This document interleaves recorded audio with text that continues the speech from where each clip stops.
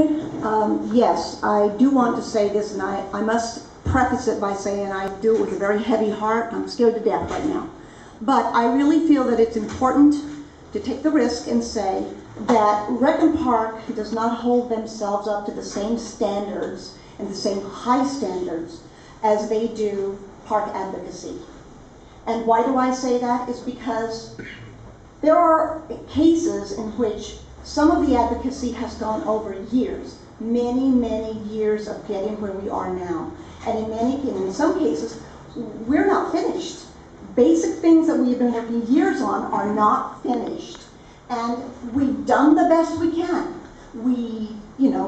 Outreach to us is not just sending out a notice, of which we do 30 days in advance, but it's engagement. And engagement, when you're volunteers, is a tough thing to do. You tap into your local resources.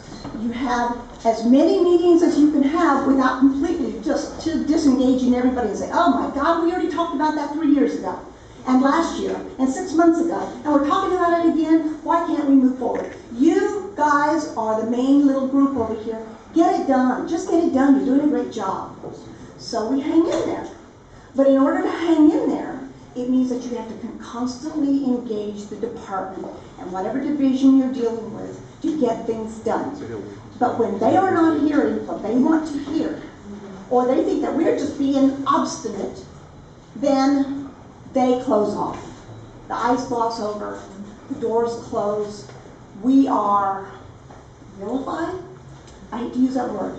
We are turned down, we are disengaged, disrespected, and we don't get things done. After a while, they're not talking to us, we're not talking to them, they're not returning calls. What's the point of sending another email? Outreach is not just mailing lists and getting something out 72 hours in advance. Outreach is engagement, and you do the best you can to engage with the people who are hanging in there. And oftentimes they're hanging in by a thread, and they're ready to give it up. And that should not happen. That should never happen. We should never have neighbor against neighbor pitting in order to get something done. We should sit down and say, okay, we've all done the best we can, and in some cases, advocacy has done everything beyond the call of duty they possibly can. And Rec and Park cannot always say that they did. We had our little outreach over here, flawed as it may be, but where was theirs? If we are doing so badly, then how can they do it better? And I don't want to put a damper on this, but I just think that it's really important that we are here on Saturday when we should be carving pumpkins right now. And because it's tough. It's really tough out here, and we really are doing everything that everybody asked us to do and more. We're generating money like crazy. We're paying staff to be there when we are generating money, and we're doing the best we can. All we need is engagement and respect. Thank you.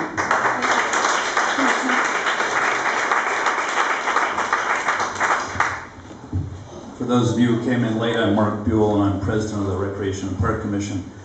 Let me start by saying, from my personal perspective, that we're not doing a good enough job in outreach and listening. But I think that's even more paramount in changing times and budget problems that we do it. This meeting, a Neighborhood Park Council doing 4 of these meetings a year, is one small step in that direction. I'll take responsibility for not having a presentation today because I've heard time and again that community groups resent the fact that we come and tell them what we're doing and we don't listen. So I told Meredith, we want this session to be listening. And I know it's a piñata session. I'm not, this isn't my first rodeo, and we do want to hear what the public has. And many of you I know. I've sat in living rooms, I've listened to you at the commission meetings, etc. Further, I think the effort to go to committee meetings so that issues are aired and there is communication before it gets to the commission, I'm very hopeful that this is a positive step. Again, it's not going to solve all the problems, but it's one more step in that direction. It's very difficult to get resolution of problems when there are multiple sides very passionate in their positions. It's even tougher to do that in an environment of diminishing resources. And I've heard a lot today. I would say that this isn't the first time I've heard much of it, but there are things that I've heard that are new, that that make us reflect. I think it's really important for you to fill out these questionnaires, and we'll hold neighborhood park council's feet to the fire to get and consolidate those issues and get them to staff so we find a way to respond to that and to be able to give facts on the table. I heard today that perhaps McDonald's was on a list of vendors we're looking at, and I can guarantee you that's going off the list today if it's true, but I don't think it's true, and I'm going to give Phil Ginsburg a chance to respond to that. So with that, I'm setting him up, but he's working hard, and his heart's in the right place, and I admire the work he's doing, and I have full confidence in him. And so I want Phil to get a chance to at least say a few words to you before we end this meeting. But I do thank every one of you for coming on a Saturday when we should be carving pumpkins. And with that, Phil Ginsburg. Okay, and I think Supervisor Mark, you wanted to speak? Okay. Hi everybody, I'm Phil Ginsburg, the General Manager of the department, otherwise known as the Pinata. Happy Halloween. I do recognize that we've all got families, and we could all be carving pumpkins with our children, including me and the 10 Rec and Park staffers that are gathered around the room today. And yet we're all here for a common reason, which is that we really do love and care about our parks. Okay? We all care and love about our parks. We have differences of opinion about tactics and differences of opinion or concerns about process. And we are very open-minded and want to continue to work with the community on process. We're all in this together. We're faced with a series of really difficult choices. I heard today that people don't want increased fees. I've heard today that people don't want changes in hours to their rec centers or swimming pools or to the services. I've heard people don't want vendors in their parks, right? We're faced with a series of difficult challenges. We have 4,000 acres of open space. We have 25 full-service rec centers, 40 clubhouses, $1.5 billion worth of deferred maintenance needs in our facilities. And with incredibly limited staff resources. You've heard these numbers, but we're 200 gardeners short of where we need to be system-wide. Our rec staff has been decimated. We're 60 custodians short of where we should be. We're short park patrol officers. Every single place, we have the smallest percentage of non-field staff, i.e. high-paid administrators, as some people might call them, of any department in the city with a field staff. And so everywhere you push, there's pressure on the system, and scarcity creates tension. And we really are very, very committed to two simple premises. Clean, safe, fun parks. That's what we want. That's what we all want. And having healthy, robust recreational programming in our facilities. If we had our choice, we would operate all 25 of our rec centers, all 42 of our clubhouses, 24 hours a day, 7 days a week, 365 days a year.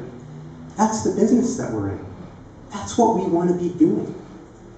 And so if anything positive could come out of this, San Franciscans are not going to be unanimous in their agreement about anything. And there are some very passionate advocates here, and there are some very passionate and maybe advocates and non-advocates, just families getting by that aren't here. Okay, and our job is to try to take everybody's opinion and try to shape consensus and try to help steer. But a couple of principles. One, we want to do it with you, not without you. Even though we're not always going to have unanimous opinion about everything. And two, it's my hope that we can use a meeting like this, and I want to thank the Neighborhood Parks Council. There's some really good things that are happening.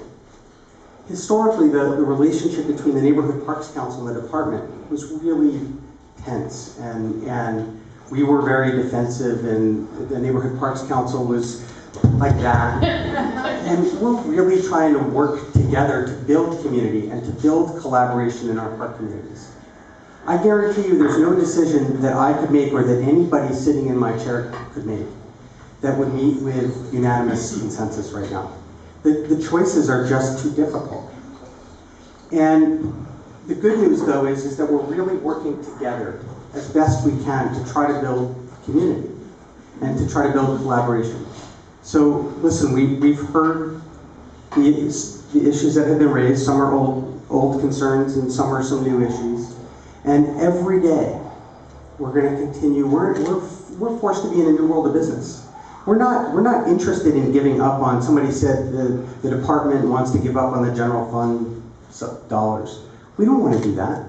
We want more and more and more and more general fund support. But in the absence of that, all this financial instability in our department is creating some of these